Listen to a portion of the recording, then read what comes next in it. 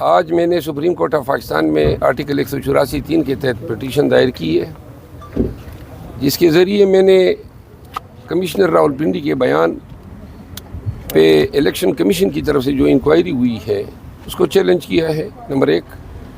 Number 2، میں نے chief election commissioner اور ممبران کمیشن کی تقرری کو چیلنج کیا ہے، چونکہ قانون یہ کہتا ہے کہ کوئی بھی سول سرونٹ 2 سال ریٹائرمنٹ کے بعد ری امپلائی ہو سکتا ہے۔ تو چیف الیکشن کمشنر خود جسٹس اکرام اللہ خان یہ 6 مہینوں کے اندر جو ہے دوبارہ انہوں نے ری امپلائمنٹ حاصل کی۔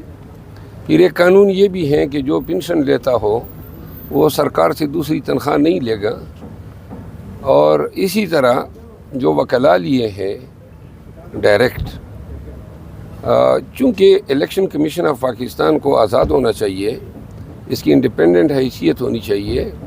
الیکشن کمیشن کے اپنے جو ملازمین ہیں ان کو کبھی موقع نہیں دیا گیا، تو ان گراؤنڈ پہ الیکشن کمیشن کو چیلنج کیا۔ تیسری بات جو ہم اس پٹیشن کے ذریعے اس عدالت عظمیٰ کے نوٹس میں لانا چاہتے ہیں وہ یہ ہے کہ کئی ایام سے election commission of Pakistan Tehreek Insaf کے امیدواروں کی طرف سے دائر کی گئی عذرداریوں کی سماعت کر رہا ہے، اور اب جو آرڈرز کر رہے ہیں وہ یہ ہیں کہ یہ ٹریبیونل بن گئے ہیں۔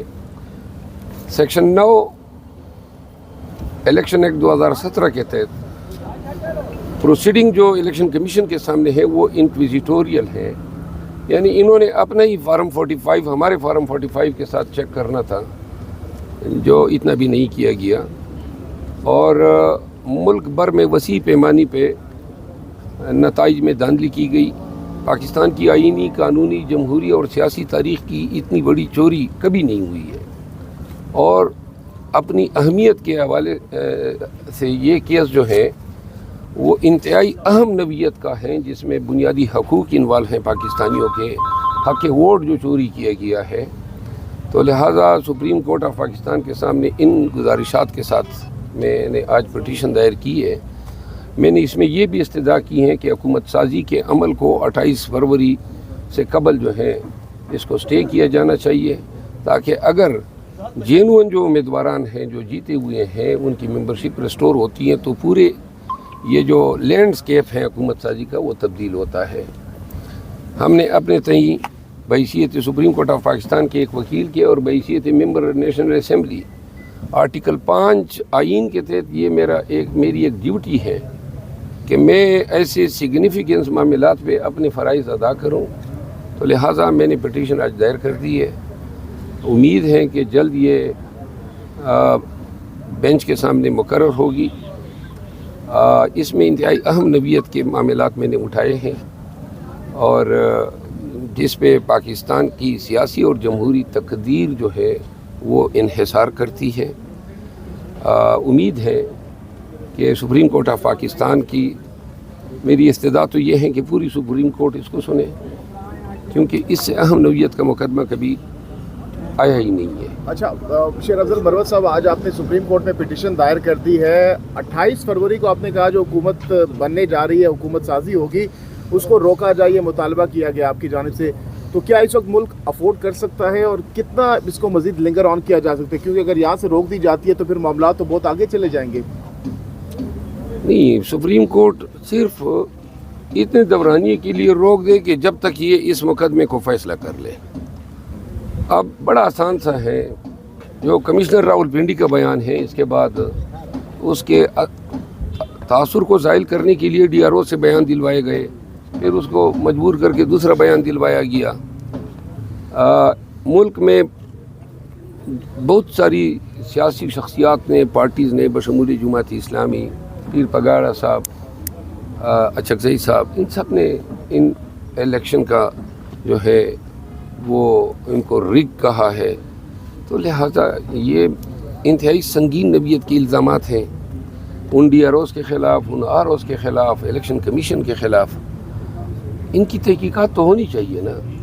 اب تحقیقات کا بھی حق نہیں ہے، اور جو انہوں نے فارم 47 بنتا ہے فارم 45 کی بنیاد پہ، آج تک ایک فارم 45 نون والے، پیپل پارٹی والے، MQM والے میڈیا کے سامنے نہیں لا سکے کہ جی یہ ہمارے فارم 45 ہیں، اور ہم اپنے سارے فارم 45 بھی لائے ہیں، دیگر آزاد امیدواران کی بھی لائے ہیں، پولیٹیکل پارٹیز کی بھی لائے ہیں ایک ہی حلقے میں۔